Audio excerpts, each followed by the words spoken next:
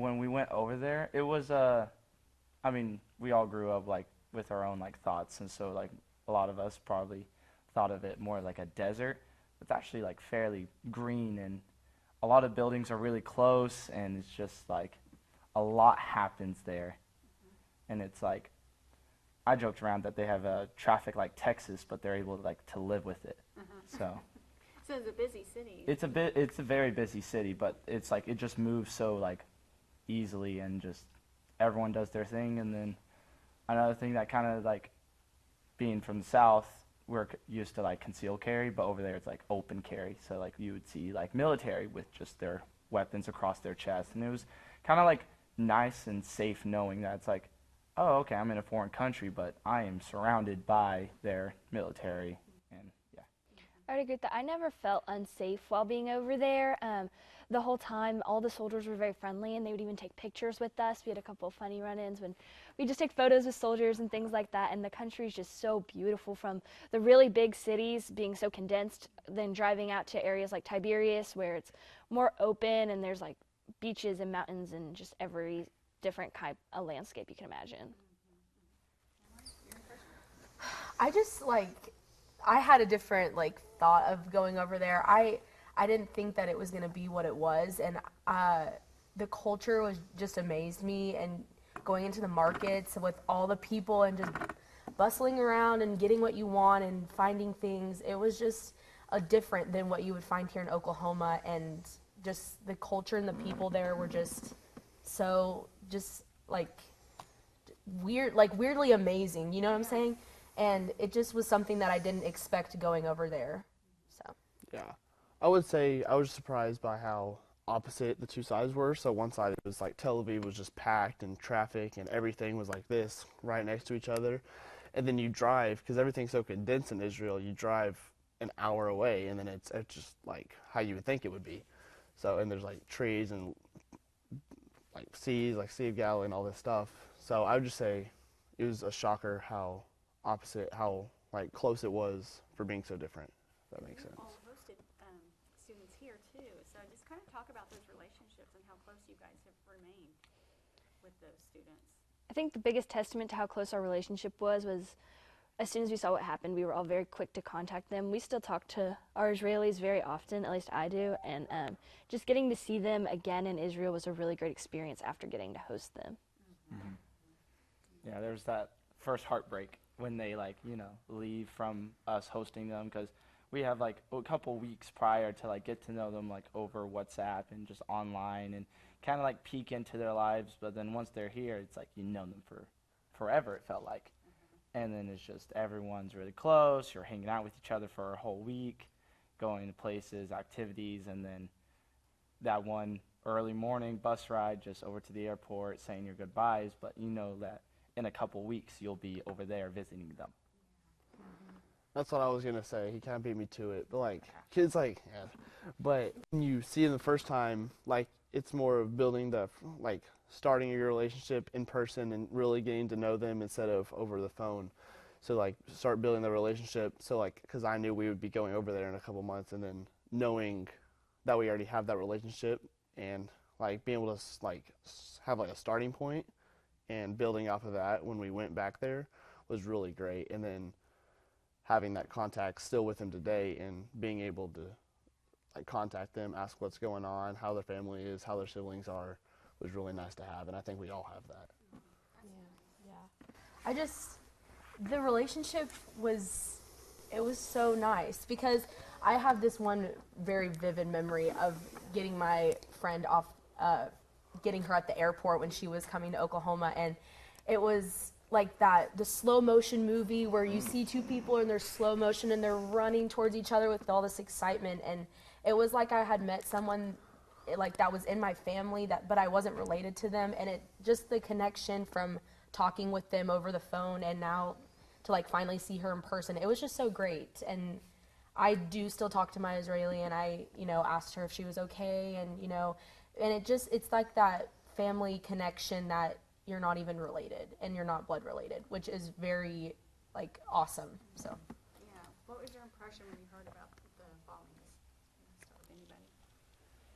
I mean, it was concerning. I mean, they're friends and like really close friends. I mean, we stayed with them. We know their families. A lot of us met extra family when we came to town. And so, like, Yehonatan, he has 3 siblings, 2 younger sisters and a little brother. And I got to, like, know one of his sisters very well because they were, and so it was just, like, really concerning because you do really care about them. And so. It was heartbreaking. My Israeli that I hosted, her name's Mika. Her brother's actually stuck here in the States. He just came over a little while ago, so hearing about them, making sure he was okay. And then a couple of them's brothers are serving in really dangerous areas right about now. And so that was really concerning. And then we met so many people while we were there. We went actually up to the border of Gaza, and there was this sweet couple that took care of us and fed us. And just, we found out they are okay. They got safely evacuated, but that was like my main concern. I was like, are they okay? Was our tour guide okay? We loved our tour guide. He was great. Donnie, I was like, are they okay? So we met so many people besides just those who we hosted. Yeah, when I heard about what is going on in Israel, I felt really sad because I had grown to love that place, and seeing like biblically where all those places are, and even in Tel Aviv, just like I said, seeing the market and seeing people play on the beach when we were over there, and just all those, people that have to go through that, just really, and it's not really their fault, or they didn't intend for that to happen. And my Israeli Gili, she has a brother that is serving in the military, and I worry for them and her family. And it's just, like I said, that family relationship, even though, you're on different sides of the world, it really just, saddens your heart a little bit to just think of what they're going through. And so far they're okay, and, stuff like that. So, but yeah, it's just very sad and concerning. Yeah, I would say I was scared at first because, there's a lot of people as how small Israel is, so everything's, like I was saying earlier, so condensed. The chances of something happening to you is so much higher to say if something happened here in the United States, because just like density and all that. So if it hit, there's a bigger chance that it could hit somewhere closer to you, and the chances are higher that you get affected by that. So I was scared about that. And then, like kind of what Caroline touched on about the biblical locations, I was like, oh, those are like really important locations, just like for historical accuracy and all this stuff, to have that. And I was just making sure those were all right. Like, I can't do anything about it, but I was just like nervous that those were being like damaged or anything like that. But all your people are thankfully okay. As of right now, everyone we personally know is safe. But what are they doing there? They're not allowed to go to school as of right now. They are just basically sitting at home waiting up until that point. So are they, when you talk to them, are they concerned, or what's their feelings?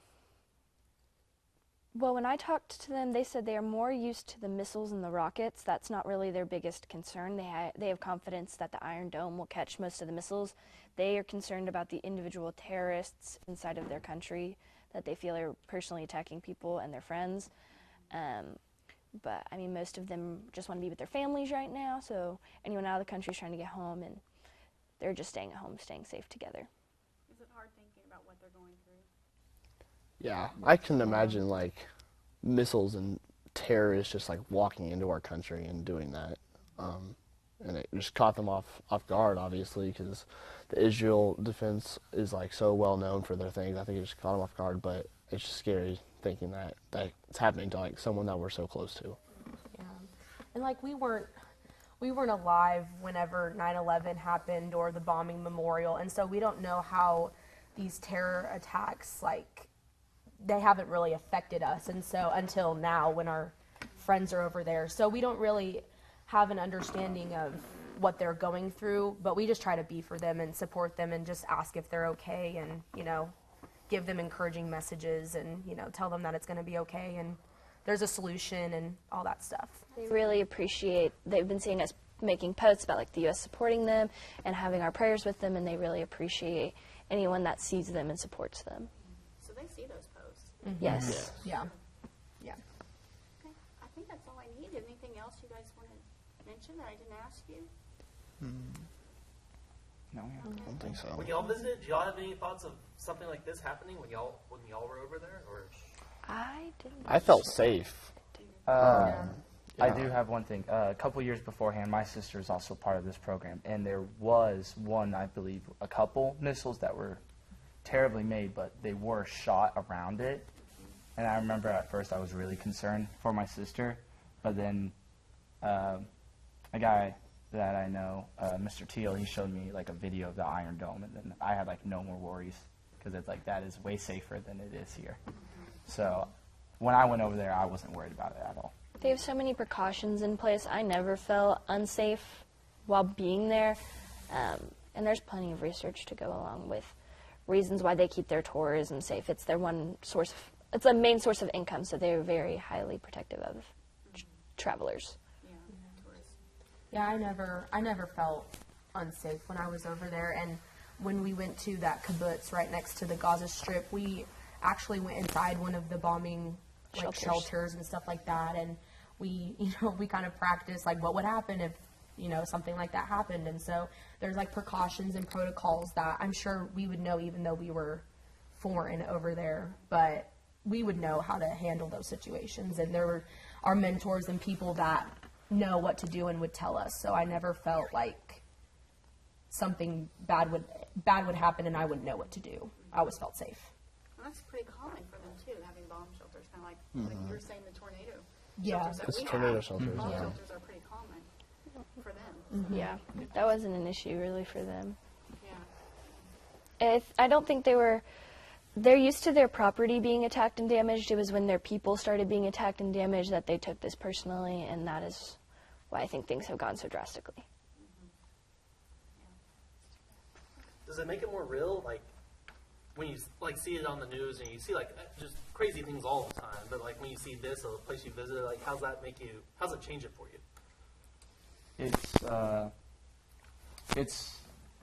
It weighs more on you because you actually, some places you've physically been and seen. It's kind of hard to like feel for someone or feel for something that happened when it's like other side of the world or it's not affecting you or anyone near you. But this is like affecting all of us because we do care about them and we've been places and we've seen people and it's just. Yeah, you've been Yeah. to those places, so you feel connected that way, I think, too. Yeah. Yeah. I have a picture of like I was looking at this either yesterday or the day before. It was just like of all of us standing next to, or not next to, but like pretty close to the Gaza Strip, and like you can see like a mile away or however far it is, like those buildings in the wall. And I saw a picture of you putting the little tile on the walls, and like you see that little camera drone. I forgot what it was called, but like this like white balloon thing and like the wall like really close to. So that was like really surreal. I was like We were there. you can't even go anywhere close to that right now. So it was just weird, surreal seeing that you were there and you have like a connection to it. Yeah. I feel extremely lucky that we were able to even go. Because, yeah, the 2 years before that was COVID years, and now this is happening, so we had a really lucky year.